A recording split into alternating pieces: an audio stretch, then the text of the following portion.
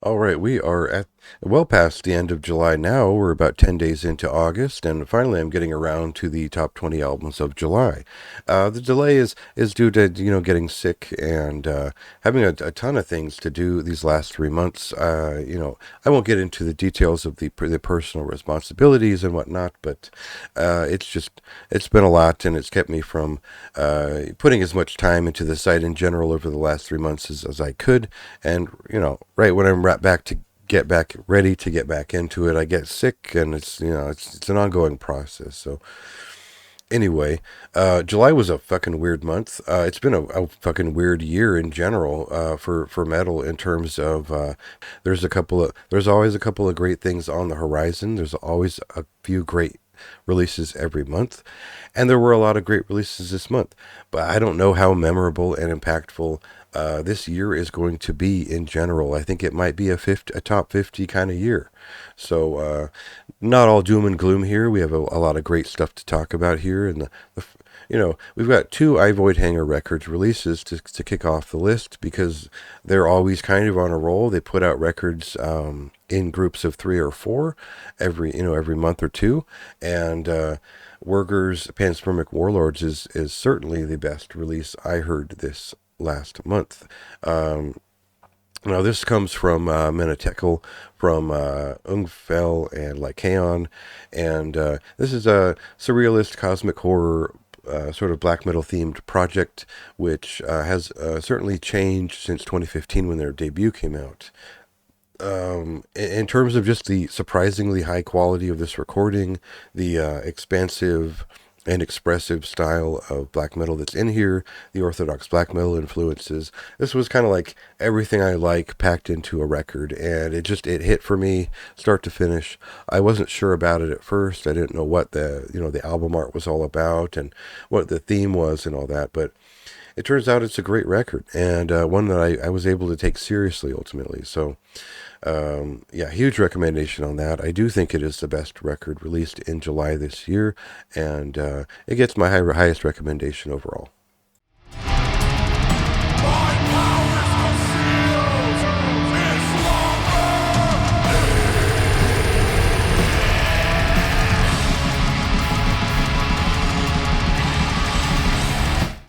So for number two, we're really not that far from number one here. I think for most Sterner, the latest full length, I believe the second or third from this band, is probably their best work. This is a decidedly atmospheric band that is hard to sort of delineate between black metal, death metal, and doom metal because they do have some strong atmospheric collisions happening here for this release and past releases, which it's sort of that blurry area where a band like Bolzer sort of fit in early on, where their approach is uniquely voiced enough to where you don't really want to set them in canon, but they fit in an elite category nonetheless. So this record is surprisingly not as it's a little bit more distant. It's less of the clangorous and noisome aggression of some of their past releases, and this one takes a little bit of a step back while still remaining aggressive. And I think that it keeps it like an exciting listen. It's a deeply not so much of a linear experience, but still creates this sort of abysm, descent in a way that I really connected with. I thought it was a great record, and again, it really is sort of on par with the number one, and it comes from the same label. So I was just very impressed by those two releases this month, and kind of an equally high recommendation overall. So check those out.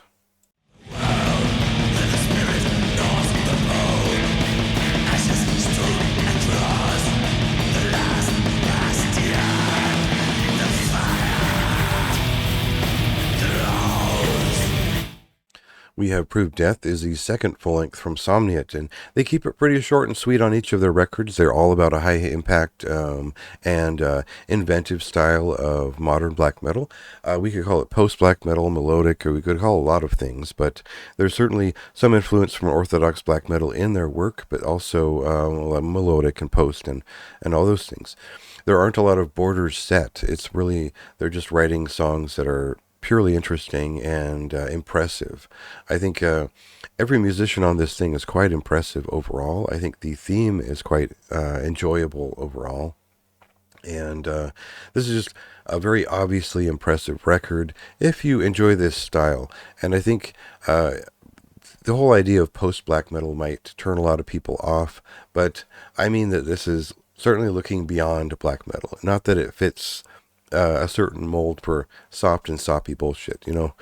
So this is an aggressive record, and it isn't a bunch of mush, right? So anyway, just almost as essential as the first two records on this list. This one is right up there, and it just couldn't say enough good things about this one.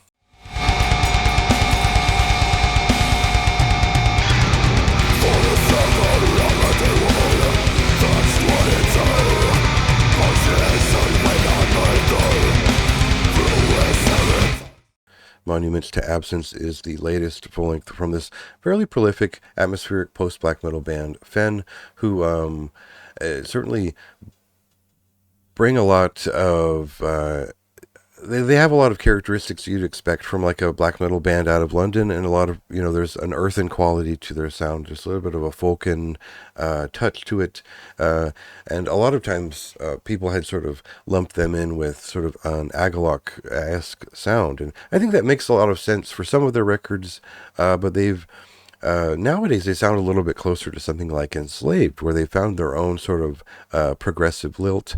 They've have a more aggressive sound overall than they ever have in some respects, and the chord trio has changed in a sense that I think that this is their most balanced and impressive and overall just grand record written to date. I think it feels very connective to its subject matter, and I think I must have sat with this record like 50 times, you know, this month, just because it's a great listen, and that counts for a lot. So check that out.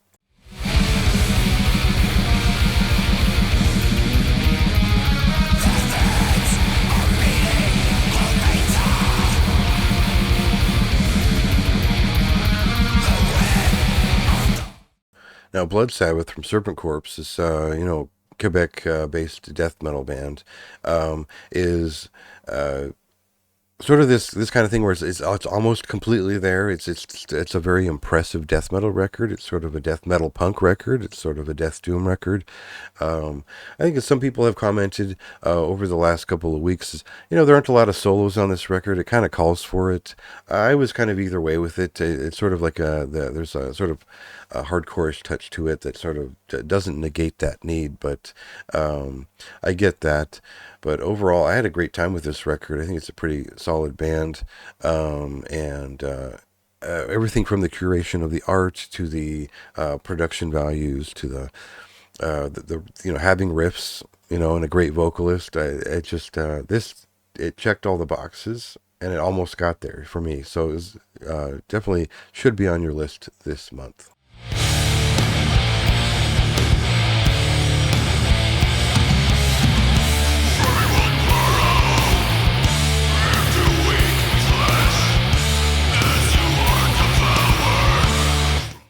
So the debut full length from Stangarigel, which is a sort of a side project of members of Mellow Carpetan, was on a lot of. It was like a sleeper hit on a lot of end of the year lists last year because it was this great record, Nasaber Surdka.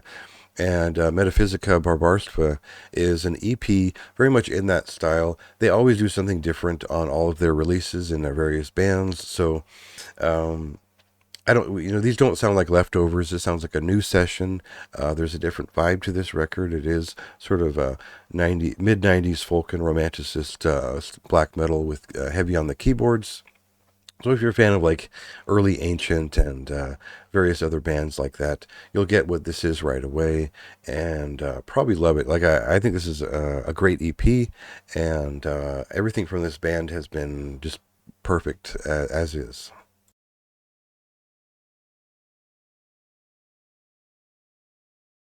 So the third full length from London-based black metal band Deities Irreversible is decidedly more melodic in some sense. It is a little bit more epic in scope, and it is influenced by doom metal just enough to where its collaborative nature pulls it from a lot of places for a more interesting record. Now, it isn't the dissonant black metal record some were expecting after Via Dolorosa, but I think it's kind of a good thing they didn't make, just an unexpected follow-up. And this result is unique and interesting enough for my taste to where I returned to it quite a bit, and I liked it.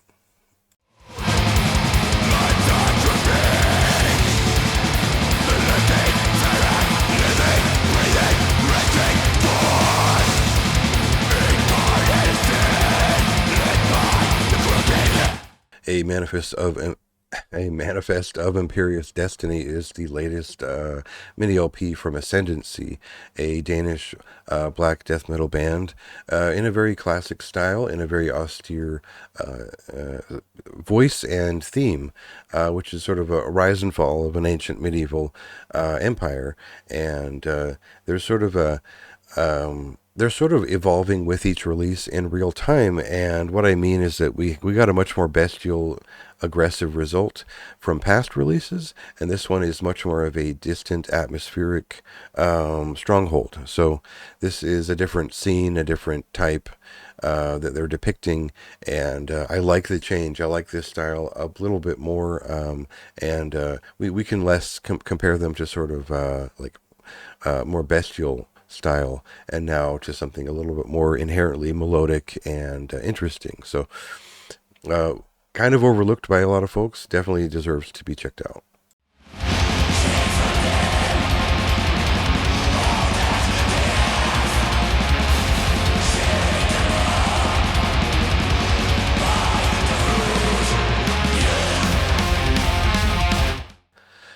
'Prosaic' is the latest full-length album from Mismore, a Portland, Oregon-based black doom metal group, who I would add sludge into that descriptor. I think there is a strong element of blackened sludge in their sound, and there always has generally been some of that in there. So this is much more of a mid-paced record. It does lean into some of its black metal influences. It is different in voice and a little bit less deeply considered than some of their past releases, and as a result, it feels a little bit more free to do whatever it wants and hone in on what's interesting about Mismore.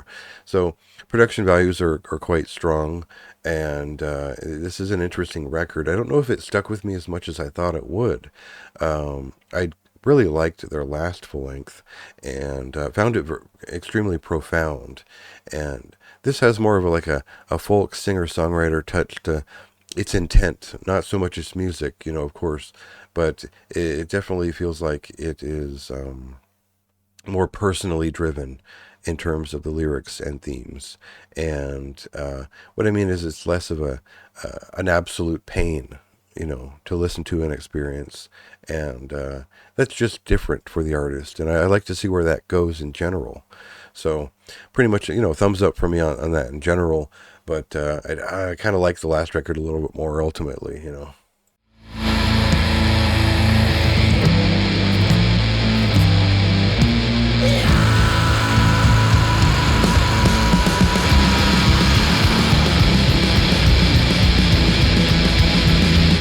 1,000 Petals is a pretty impressive debut from Greenville, South Carolina-based stoner rock, doom metal influenced band, Auralayer. And what can I say about this record? It's sort of like a grunge rock era influenced stoner rock record that kind of has like a more of a modern sound. Like think of like if a certain like a Sword, if you're a fan of the Sword but you also like Trouble, there's like a little bit of crossover there, but you probably want to also listen to Kiss. So I loved it. It's a very memorable record. It's unique in its voice, and it's very accessible. So I just had a great time with it. It was kind of a diamond in the rough, if you will. Take it, you would close your eyes to the thought that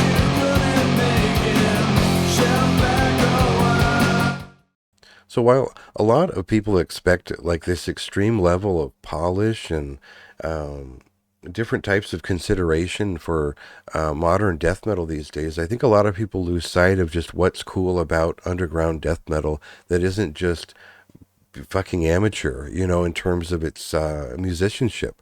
So when I approach a band like Ageless Summoning, the concept is pretty simple. It's sort of a Morbid Angel and Immolation esque sort of atmospheric feeling death metal record, and I saw a lot of people who had kind of an issue with this or that about it, but really this is this is to me like a more pure underground feeling death metal record that we would have gotten over the last 25 years, in terms of it just being a little bit surreal, touching upon a lot of more expanded forms and being creative with the way that it moves and works with its machinery.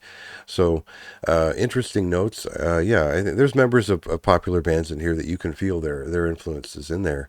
But overall, I thought this is kind of unique, especially when we look to like sort of gateways of annihilation influenced death metal that has its own voice and where it can go with it.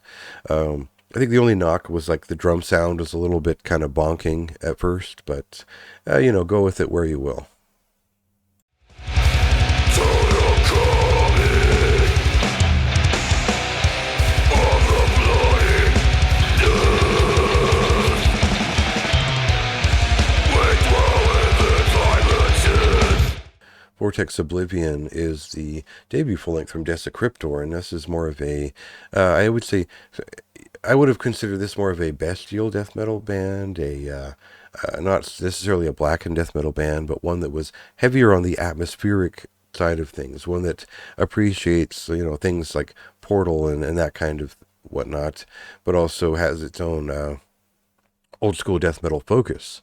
So they've delivered on that sound pretty well. I think they released a EP in between this and their last release, which was more straightforward. And unfortunately, I liked that better than this, but this is still great as is. I think it is more representative of what Desecryptor have always been about.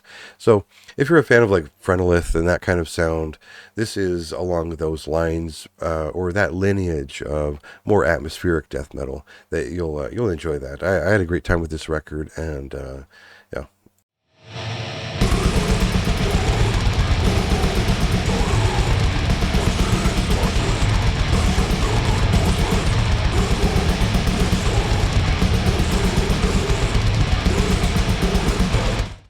Across the Aeons is the second full-length album from Toledo, Ohio-based melodic death metal trio Astralborn, who they're consummate professionals in terms of what they put out. They're having a lot of fun doing it, clearly, and basically they just went back to the melodic death metal that inspired them in the first place, and they all, especially the guitarist, is quite good at writing these kind of upbeat, catchy melodic death metal songs, and really captures that late '90s feeling, the late '90s, early 2000s feeling, where we're not getting like they didn't put like Follow the Hollow on this record, but still it has that certain era of looking beyond the jester race and finding out where you can kind of take melodic death metal.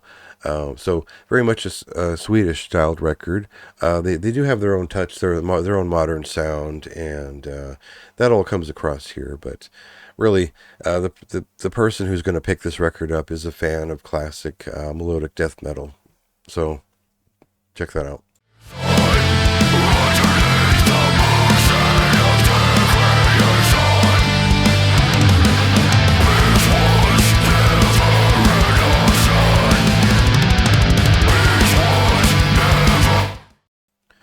Sarajevsky Odyssey is I believe, debut full length from Izrod, and not the first time this group has put out a record, though. They've gone under various names over time, and we could get all into that. But this Bosnia and Herzegovina based group put together this sort of hallucinatory and deeply considered black metal album, which is entirely unique, for my own experience lately in terms of having like a romanticist but obscurant touch to it, which is not necessarily orthodox black metal in style, but has just a unique flair to it that is worth recommending.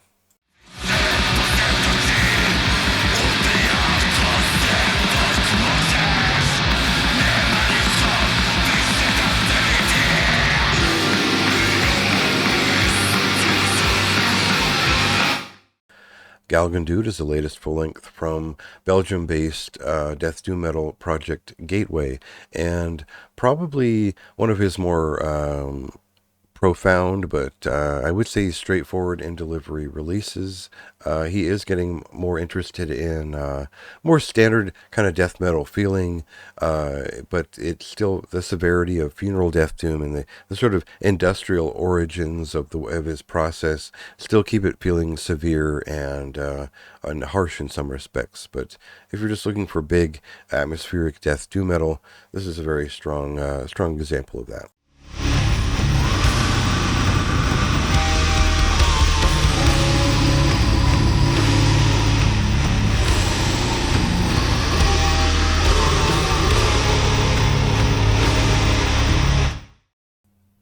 The latest full length from Ornamentos del Miedo, El Cosmos Me Observa en Silencio, is a melodic death doom metal record with funeral doom sort of intent wrapped around it. These are quite long and involved melodic pieces driven by melodic guitar passages and hooks.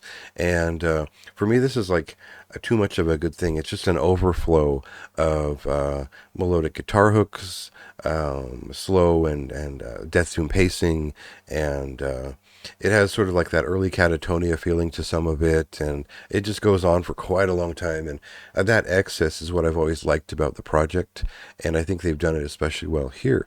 So definitely check that out if you're interested in where melodic death doom metal and funeral doom can kind of touch upon each other, but still keep it active and moving along throughout a 72-minute record.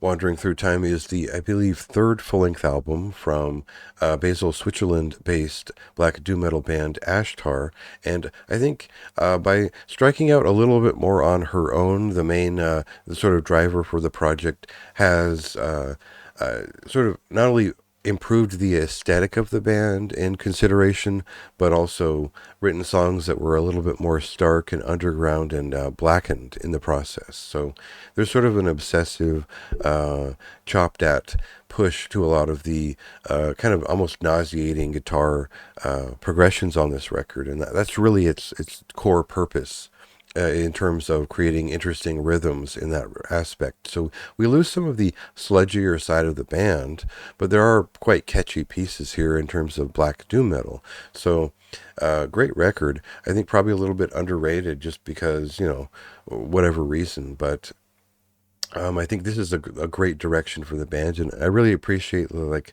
nod to the deep underground with the cover song at the end of this record. So pretty cool thing.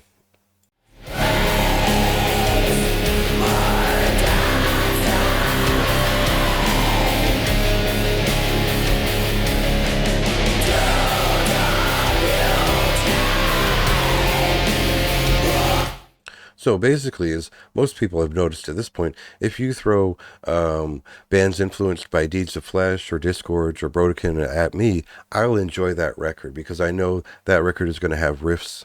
It's going to have a great drummer and might actually have a great vocalist. And I think Embodied Torment has all those things on Archaic Bloodshed. This is I believe, 3-song EP, which touches upon everything I like about a certain era of brutal death metal, while also it has sort of a Sarpanatum-esque touch in terms of some of the leads kind of being a bit out there. The project has its own voice, and they're exploring it further on this release. Hopefully it's kind of a step between a new full length, because I'd love to hear more from the band. So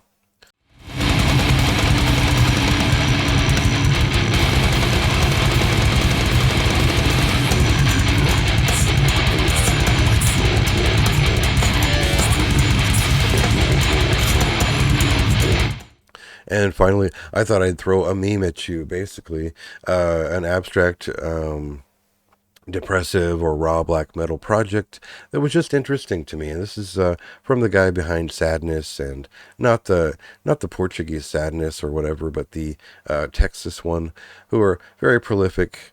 Not that interesting to me, but Terha's Loom Zaya.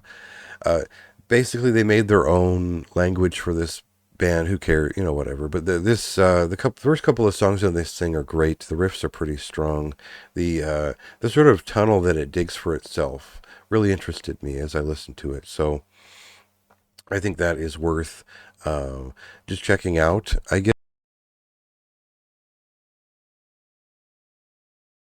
guess. Um, of course, there were better records I could have mentioned that were also interesting and much more professional, but I had to go with the stupid choice because that's just, whatever. But certainly, you got to check out The Pit of Madness and Evil Whispers. That is a great sort of uh, death thrash, but also melodic death sounding band from Mexico. Putridity's Greedy Gory Gluttony is an EP from a brutal death metal band that I've always enjoyed quite a bit. That's an essential listen for that this month. We have another record from Pertinence and a couple of other bands there that are pretty interesting too. So check out the honorable mentions if Terha seems like a meme. And, until next month.